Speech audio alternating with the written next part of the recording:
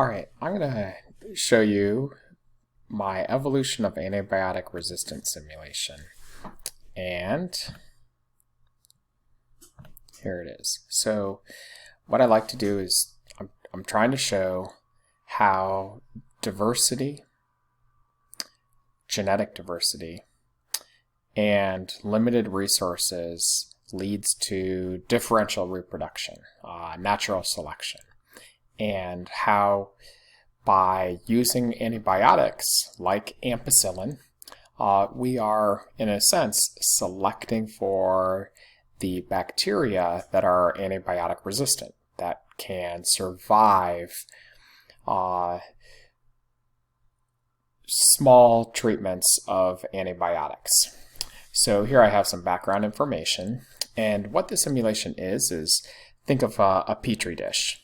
And in the petri dish, every simulation starts off with exactly 40 bacteria colonies. So each one of these little circles is a bacteria colony. The smaller the bacteria colony, the less number of bacteria that make it up. And these bacteria colonies get larger as they grow. So let me show you an example of that. Let's go to the simulation. And I'm just going to run the simulation so you see what's happening here. And I'm going to run it again. And so as you run it, I click and drag on here, and these are all 40 of the bacteria colonies. And there are different sizes here, which you can see represented as different sizes here. And they all start off almost non-existent, and they get bigger as the simulation goes on. If you'd like to see the graph a little bigger, you can expand it and see the quantities of all 40 of those at any given time. And let's see, you can actually click on here. Let's see. So you can click on here to see any time increment that you would like to.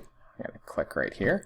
So we can go back in time. This is right at the beginning, and they get bigger and bigger, and colonies get bigger as time goes on. Now, also, if I run the simulation, on occasion you're going to get a mutant here. And this color, this kind of beigeish color, is when there's no mutations that allow the bacteria to be antibiotic resistant. This isn't just number of mutations, it's really the number of mutations that allow the bacteria to be antibiotic resistant. And so why did this mutation occur? Randomness. So we run this, and usually not very many mutations or no mutations at all. Okay, now if I add antibiotics like a bunch, well, what's going to happen is they all die. So no growth in our plate. Now I'm going to reset this, and let's go to choose scatter plot. So this is kind of interesting. Now you can choose what you want to graph on the X and Y axis. Right now I have time and average bacteria population. So this is, I'm going to run this.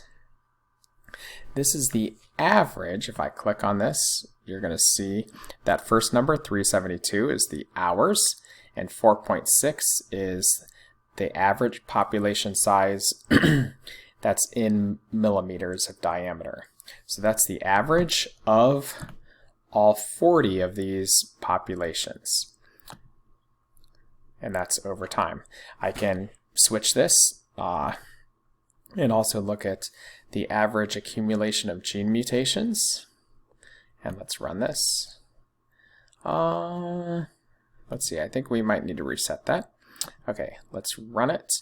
Ooh, and we got one mutation, but this is the average of all 40 of them. So this isn't just for that one, it's all of these, and that's why it's like 2/100ths.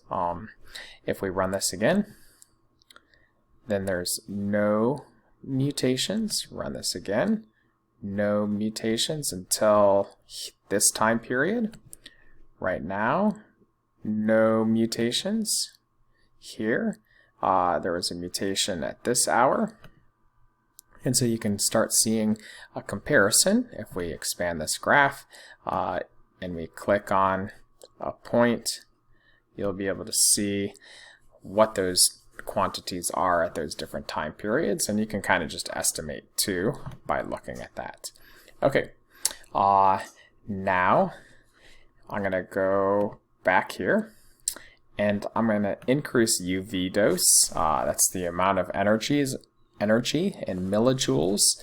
And if I run this, well, I generate a lot of diversity because ultraviolet light is going to damage the DNA, but this is a low dose of ultraviolet light, so it's not enough to kill the bacteria, just enough to damage their DNA enough to start generating these variations. And remember, these number of mutations are only the mutations that are conferring some type of ampicillin resistance. Okay, well, one of the things we can do, let's look at this diversity over here, is these are the number of colonies, that's on my y-axis, the number of colonies that have 0 mutations, have 1 mutation, 2 mutation, 3, 4 mutations, 5 mutations, and we can run this again, and we can see how this varies. We can decrease this all the way to 0.